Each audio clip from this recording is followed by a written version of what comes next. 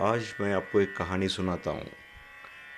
आज 8 मार्च है 2023। आज का दिन अंतर्राष्ट्रीय महिला दिनाचरण का दिन है। इसी बहाने मैं आपको एक कहानी सुनाता हूँ। एक नई शादीशुदा जोड़ी अपने घर के ज्योतिषी के पास जाते हैं और उन्हें जाके पूछते हैं कि गुरुजी ज़रा हमें अपना भविष्य बताइए। तो ज्योतिषी पूछते क्या सुनना चाहते हो। तो जोड़ी बोलती है, गुरुजी हमारे बारे में, हमारे माँ बाप के बारे में, मेरे भाई बहन के बारे में और अपने बच्चों के बारे में बताइए। तो ज्योतिषी बोलते हैं बैठ जाओ। देखो तुम्हारा भविष्य तो बहुत अच्छा ही है, क्योंकि तुम्हारे नसीब में एक लड़का है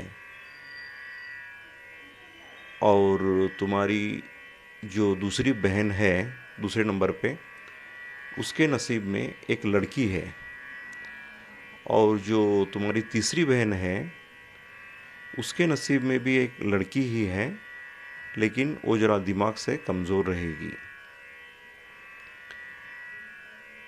ठीक है। तो जोड़ी बोलती है ठीक है गुरुजी, तो हमारे आगे की इसके बारे में बताइए। तो गुरुजी बोलते हैं तुम्हारे नसीब में जो लड़का है तो तुम्हारा सब कुछ अच्छा ही होगा। लड़का सब तुमको कमा के देगा और तुम्हारा सब भलाई होगा। और तुम्हारी जो दूसरे नंबर पे बहन है उसकी बेटी तो शादी करके अपने ससुराल जाएगी, तो वो तुमसे ज़रा कम अमीर होगा, लेकिन उसका भी सब अच्छा ही होगा। और तुम्हारे तीसरे नंबर पे जो सबसे छोटी बहन है उसकी हालत और ज़रा कमज़ोर होगी, क्योंकि उसकी बेटी जो है वो दिमाग से कमज़ोर रहेगी। तो वो नमस्ते करके निकल जाते हैं। कुछ साल बीत जाते हैं। वापस वो जोड़ी अपने गुरुजी को मिलने आते हैं। आते आते खुशी से आते हैं और एक डब्बा पेड़े पेड़े का डब्बा एक लेके आते हैं। उनके चरणों में अर्पण करके शुक्रिया अदा करते हैं उनका। गुरुजी जैसे आपने कहा था वैसा ही हुआ। मुझे एक लड़का, मेरे दूसरे नंबर के जगह पे जो बहन है उसको एक लड़की और तीसरे बहन को भी एक लड़की हुई, लेकिन वो ज़रा दिमाग से कमज़ोर है। तो शुक्रिया अदा करके वापस लौट जाते हैं और कुछ साल बीत जाते हैं।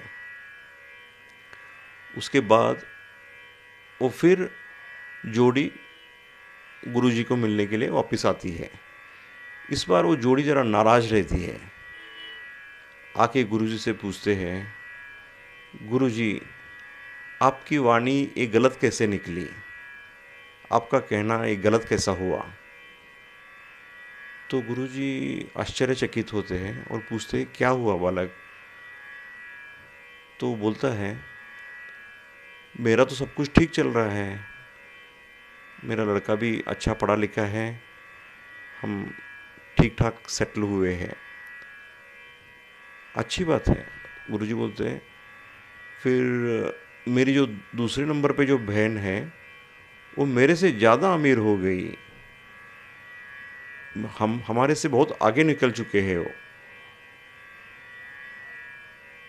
और जो तीसरी नंबर की बहन है वो तो करोड़पति हो गई, उसकी लड़की दिमाग से कमज़ोर होती हुई वो करोड़पति हो गए।